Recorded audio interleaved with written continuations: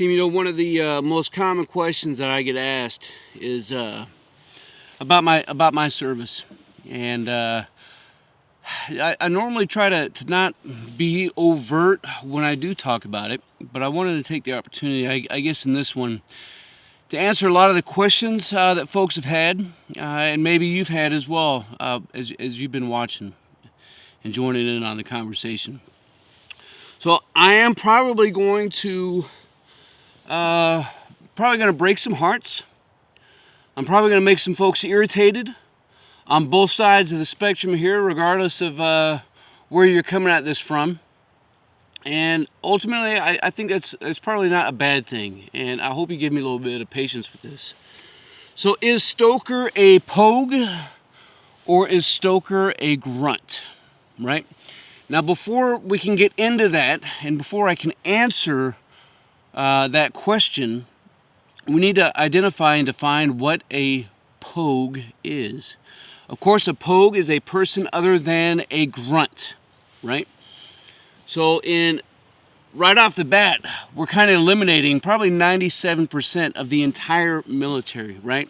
Space Force out, Coast Guard out, Navy out. Don't even care if you're a SEAL, you're out. You're not a Grunt.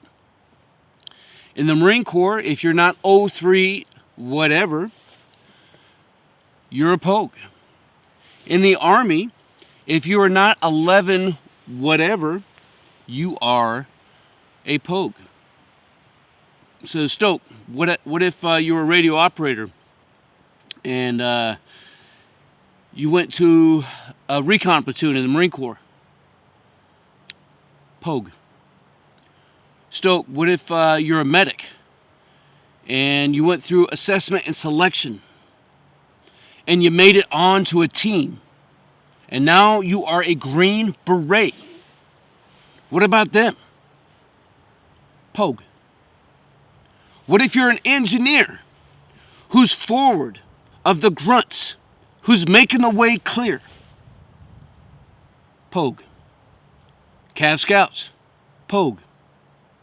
If you're not a Grunt, if you are not infantry, then you are not a Grunt, right? Does that make sense? You're a Pogue. And I think I appreciate where this is coming from, because at the end of the day, if you are not, it is boots and bayonets that lead and win wars on the battlefield. It's not a drone operator. It's not all the other crap. It's boots and bayonets. And the people that get that job done are Grunts. Now, before we get going any further, I do want to challenge and submit to you and encourage you to leave a comment down below. Maybe you have served. I'd love to know what your MOS was, your years of service, organizations that you've been a part of. Maybe it wasn't in the military that you served with. Maybe it was as a police officer or other law enforcement capacity. Maybe it was as a firefighter, a paramedic, search and rescue operator. Maybe you're a nurse. Maybe you're a doctor. If you are in a profession of service, I would love for you to leave a comment so that we can celebrate and say thank you for your service. Especially on a day, as we're getting ready for Thanksgiving. I think that we all have a lot to be thankful for. So my family has served in the military and in major wars and engagements going back to the Revolutionary War. Family's been here a long time, since the early 1700s. And in the Revolutionary War, my family fought as patriots. And then we fought in the Civil War, and then we fought in the... I had some family that rode with Roosevelt as a Rough Rider. Family in World War I. My grandfather was in World War II, making a couple amphibious assaults. That's crazy talk, man. And I'm not aware of anybody who served in Korea. My dad served in Vietnam. And of course, all of my extended family, a vast majority of them has served as well. And growing up in the 80s, my dad certainly never talked about his time in the Corps. I knew that he was a Marine. I knew he served in Vietnam. I would see him talking to some of his counterparts, some of those veterans.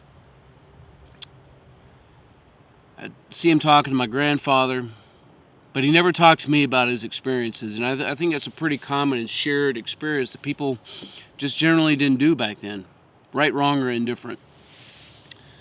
And I always knew, though, growing up, that I was going to serve in the military. I knew I was going to be a Marine. And I graduated high school in 1994, and then went down to the recruiter, and I said, hey, I want to join the Corps. At the time, I was working and going to school in Las Cruces. And then my recruiter changed, and the new guy said, hey, Stoke, man, how would you like to go in a couple weeks? I said, a couple weeks, man, I'm in school. I'm in college. I'd have to drop out and lose my credits. But you know what? I don't know, man. And he said, well, how about I give you a couple $1,000s? A couple $1,000? Man, that's crazy talk. Sign me up. The only catch was I had to go in as motor T. And I kind of sold myself out. So on April 24th, 1995, I stepped foot on the yellow footprints at MCRD San Diego. I spent a year in Okinawa, got to Lejeune, and as soon as I could, man, I needed to do something. So I couldn't make a lat move at the time. That's changing your MOS. Nothing was open. I can't remember what was going on, but I could go on a B billet, a special duty assignment, if you were. And I was accepted to go into counterintelligence, but after I was accepted, I said, no, I think I want to do something different. And they were talking to me about Marine Corps Security Force Battalion. I said, well, what's that? And so we spent some time jib-jabbing about it, and I said, you know what, I think that sounds like a good deal. So I went to school up in Chesapeake, and they kept me there as a firearms instructor. I taught MP5s, the M4s when they came out. Of course, we had pistol and shotgun, and we did all kinds of amazing stuff there, and we had a really good setup and a really good kill house there. And so Squeal Team 6, they'd use ours, we'd use theirs, and then we'd go down to Damnick as well. And about 6 months later, they said that there was an opportunity to go to Fast Company. The Fast Company is up in Norfolk, and First Fast is. And for the longest time, there was only one Fast Company. And that's the First Fleet Anti-Terrorism Security Team Company. So I went up, and then I came back down, and I went to CQB school, and I earned the MOS 8154. Now, 8154, Fast Company, CQB team leader, breaking in doors, working anti-terrorism operations, that makes me a Pogue, because that was not 03, okay? But I spent years going to schools between Hearstmaster School, spy rigging, rappelling, things of this nature. Of course, CQB school, went to designated rifle marksmanship course. I went to close combat instructor trainer course. I went to evasive driving course. I went to some FBI courses. Went to Bill Rogers school. So the vast majority of the training that we did do in Fast Company was, half of it was greenside, we'll call it, right? So it's basic patrolling, offensive, defensive measures. And of course, learning how to locate, close with, and destroy the enemy by fire and maneuver, and to repel the enemy's assault by fire and close combat. And then the other half, it was all black side, so it was all CQB work, right? So it's what happens after you make entry into a particular building or compound. Basic SWAT, I guess you might consider it. We certainly saw ourselves as high speed, low drag, but ultimately, it just is what it is. Going to the range, we might shoot 700 rounds per person per day, right? So we shot a lot of ammunition, and we would do that for a week at a time. It'd be the range week, and then the following week we would do some CQB work, and then the following week we'd do some patrolling. The following week we'd do some offensive and defensive measures, and then we just kind of rinse and repeat with a little bit of recovery built in. All kinds of really good stuff, and then we made a deployment to Italy, and that was a kind of a pre-staging, and from there we did some training both in Italy and in Greece, and then up in England as well with the Royal Marines. That was some pretty badass training.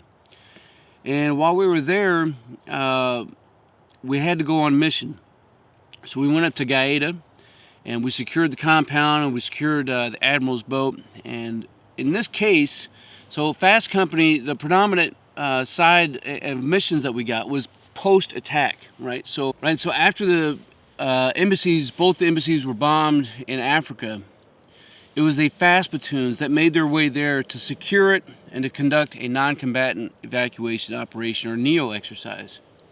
After the Cole bombing, it was a fast platoon that secured it. After the Cole bombing, it was a fast platoon that went out there and secured it. It was fast platoons, it was my platoon in Macedonia a couple times. But this particular case, it was before a terrorist incident happened. And so we went in, it seemed maybe 2 months the operation took. And we secured the areas. We conducted high-risk personnel security. We conducted area security. We conducted some reconnaissance and some counter-reconnaissance, and fed all this information up. And ultimately, all I can tell you is that no American got hurt. So that was that took me all the way through up until about 2002, and then post-deployment, I had my son's a deployment baby. We know the exact day and time that kid was conceived. Wife and I decided that we wanted to go ahead and get out and spend a little bit more time together. And I wanted to spend more time with her and with the kids. And so we went ahead and separated and moved to Alabama. And we lived there for about 7 years.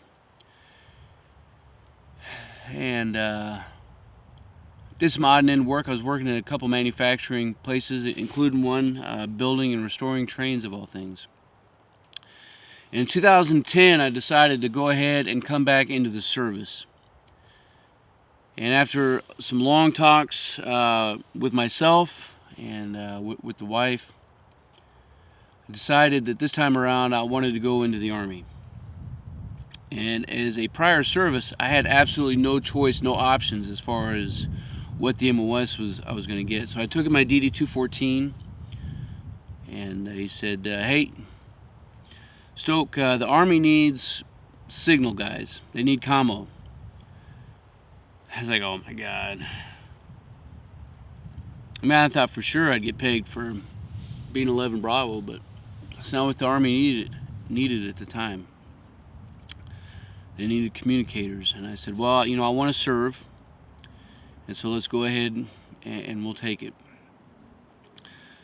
So I went through training, went to Hawaii, and I was in a signal battalion there for a little bit, and then I went to be an instructor at the NCO Academy. It was a fantastic assignment.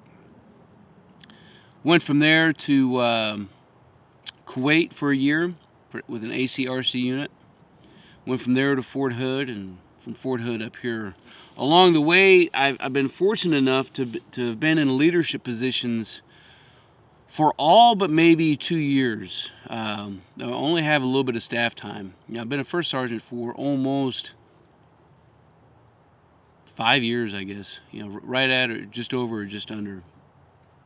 And I've been a platoon sergeant, team chief, squad leader, section sergeant, and I've been extremely fortunate to have worked for people who appreciated my insight and my desire to train for a wartime mission.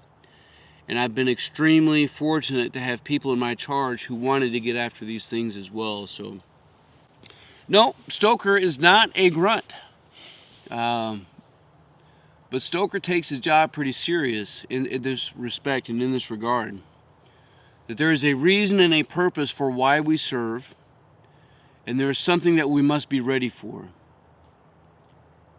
And that's to conduct our wartime mission, to serve the people of the United States against all enemies, foreign and domestic. Yeah, I've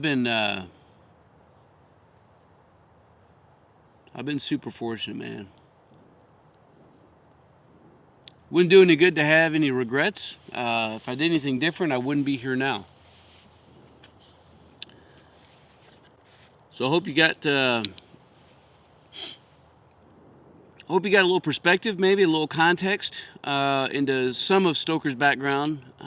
There's certainly a lot more there, you know, and I know that there's a ton out there with you as well.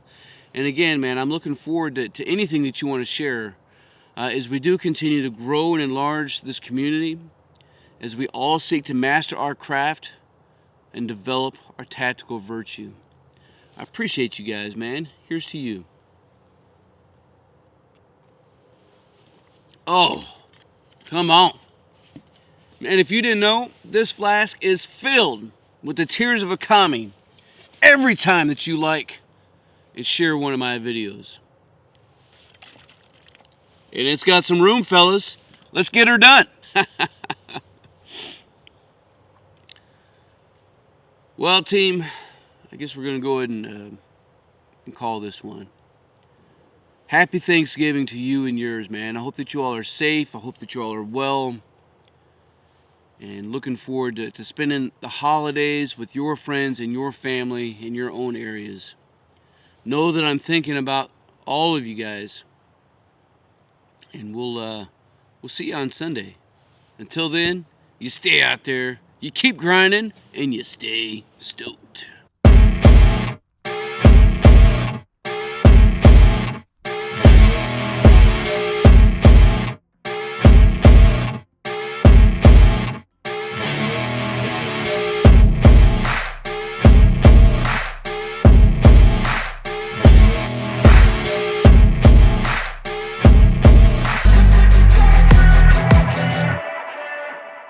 Hey team, if you want to master your craft and develop your tactical virtue, make sure you subscribe to the channel and click that notification bell so that you can stay up to date on future content. I appreciate you guys. Until then, you stay out there, you keep grinding, and you stay stoked.